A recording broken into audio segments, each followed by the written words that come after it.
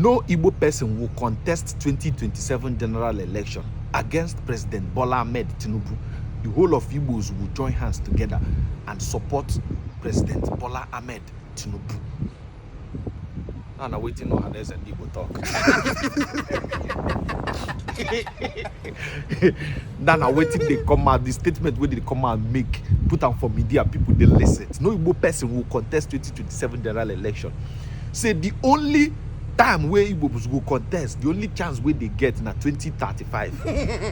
And if they go contest, the person will go there the forefront. Na Dave Umahi. They don't conclude.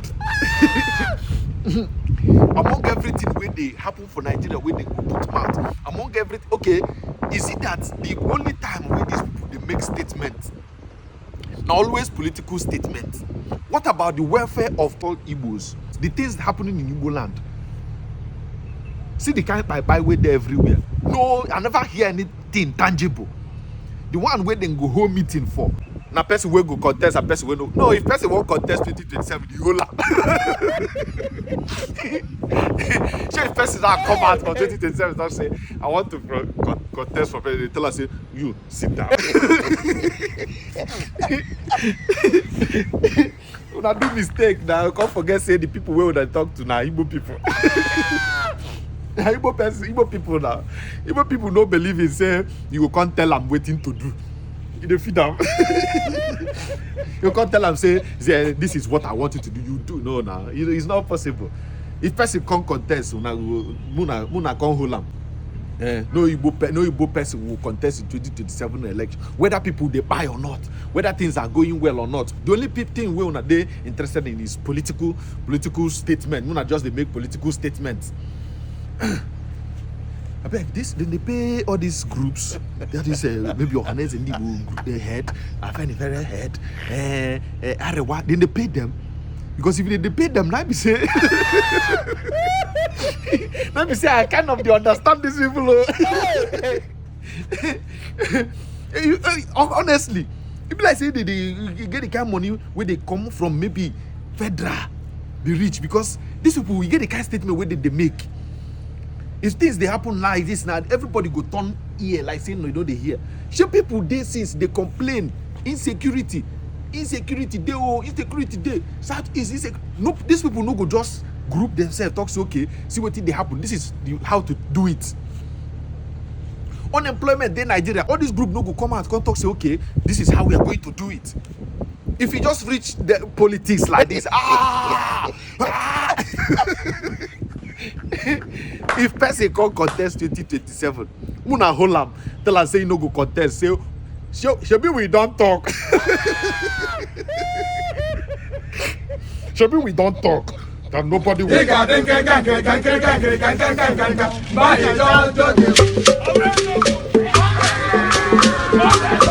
Mamma mia. Group Ohaneze Ndi Igbo has announced that no Igbo man will contest for the presidency in 2027 against the incumbent President Bola Ahmed Tinubu. The group says that the possibility of the Southeast producing the president of Nigeria can only be achieved in 2035, not 2027. In a statement signed by the Deputy President General of the Ohaneze Ndi Igbo faction, Okechukwu Isiguzoro, and the national spokesman, Thompson Ohia, they revealed that the decision was taken at a crucial meeting with Southeast political leaders in which they resolved that no Igbo man will contest presidency in 2027, signaling the rejection of a one-term bid. They insist that the most practicable political vehicle for the pursuit of the Igbo presidency lies within the All Progressives Congress in 2035 if the zoning formula is altered, saying that among notable Igbo sons, the Minister of Works, Senator Dave Umahi, stands out as the most outstanding candidate to lead the country. Well, you can say that again. But for some of us, it's not a surprise because Abi an issue, some of us had advocated a southern presidency, and that is against the backdrop of the fact that President Muhammad Buhari had spent 8 years and he comes from the north. And so we advocated for a shift in the belief of some equity and justice, if we have to maintain and sustain our fragile diversity and all that. But of course, in the run-up to the 2023 elections, I had occasion to say here, and I want to reiterate it once more, we were grappling with all sorts of ideas in the PDP. How do we wrest power from the APC? How do we go about it? And the preponderance of opinion was that we should put our best foot forward, no matter where the person comes from. And that is how we came about nominating Atiku Abubakar as our candidate, in the belief that he was the best foot and that he was going to be able to get us victory. But unfortunately, like I said here before, again, and I want to say it here again, it backfired. Right. And so, coming from the truths of that misadventure, it becomes a matter of wisdom for you now to walk back your ways and see what best you can do. If 8 years had been spent in the north with the president, and then we'll spend 4 years here, of course, let us try another 4 years in the south and put our best foot forward in the south, in the belief that coming all from the south, all the major political parties picking their candidate from the north now becomes the battleground for all political parties. And so I think that if that is a vindication, it is, because quite frankly, Mwike had advocated from the beginning a southern presidency. There's nobody who is qualified to be called excellence here.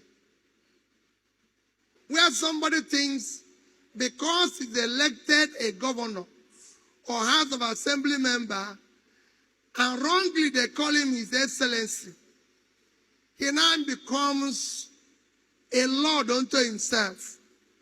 Let me tell you, you know what His Excellency means? It's an exemplary life.